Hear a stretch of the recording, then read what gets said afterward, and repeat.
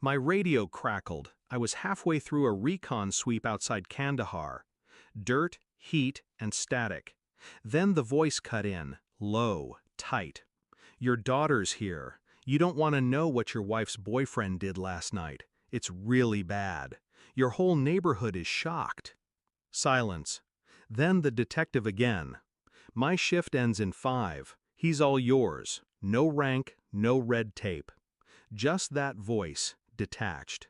He'd seen the worst of people. I listened. Then I listened again. The world dulled into a single note. My daughter, my wife, him. I didn't ask for permission. I didn't file a report. I packed my gear and boarded the first flight with a silence so thick it suffocated thought. When I landed, the rain had stopped, but the streets still smelled like oil and rot. Our home hadn't changed. Same mailbox, same paint, but I could see it from the curb.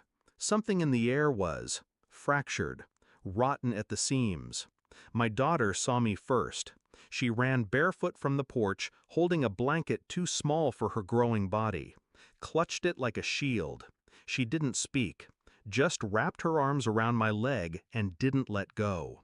My wife appeared behind her, arms crossed, makeup smeared.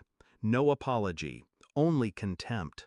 Inside, the living room looked like a funeral had taken place, and no one had bothered to clean up the body. Beer cans, a torn dress, blood.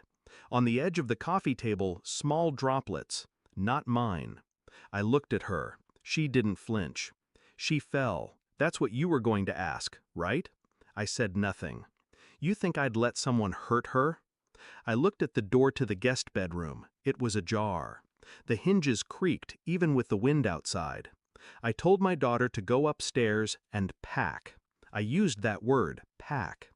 I didn't sleep. I spent the night going through devices. Hers, his, old iPads, phones. She wasn't careful. He was worse. Photos, videos. One dated 2 nights ago. My daughter in the corner of the frame, crying. I didn't watch the rest. I sent the data to a friend at the agency, quietly. No police yet. Next day, I took my daughter for ice cream. I asked her what happened, gently. She hesitated, then whispered, "He told me not to tell, or he'd make Mommy hate me." I nodded, kept the anger buried. Buried so deep it scorched me from the inside out. But I stayed calm. Back home, my wife tried to kiss me. I turned away. I told her I had jet lag, told her I needed rest. That night I installed a second camera in the living room, just to be sure, and I watched her whisper to him on the phone. "He's back, but he doesn't know anything." Pause. Not yet. I stared at the screen until dawn. The report came 3 days later, encrypted, clean, precise. Forensic evidence from the coffee table, from her blanket, my daughter's skin. The blood wasn't hers, it was his. He tried to get her to lie.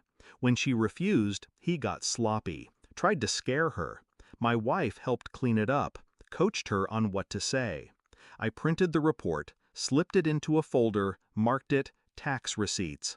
That night we sat at the dinner table. She laughed, poured wine, talked about a vacation. I passed her the folder without a word. She opened it. Her smile collapsed. Color drained from her cheeks like ink from a shattered pen.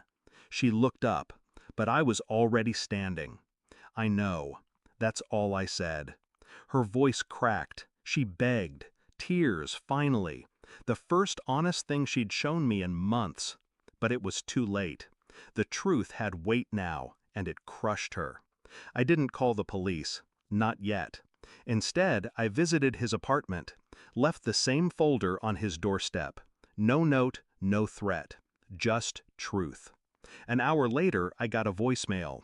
"Please, please don't do this. I'll leave. I'll disappear." I deleted it. Next day, I filed an emergency custody motion. I attached the evidence. No names, just facts. My daughter's safety was non-negotiable. I didn't tell my wife. She found out in court. She cried in front of the judge, called me heartless, accused me of betrayal. The judge asked her one question. Did you know? She didn't answer. She didn't have to. We live 2 towns away now, just me and her. I take my daughter to school, pack her lunch, check the locks twice every night. She's safe. That's enough. Sometimes I see news articles about him, about the charges, about how a mother was unaware, public pity, but I don't read them, because I know. I know everything. And when she writes me letters, my ex, I don't open them. I burn them, one by one. Some stories don't deserve answers. Some people don't deserve redemption. The last thing I told her before I left the courtroom was simple. Your shift is over. And I walked out, without looking back.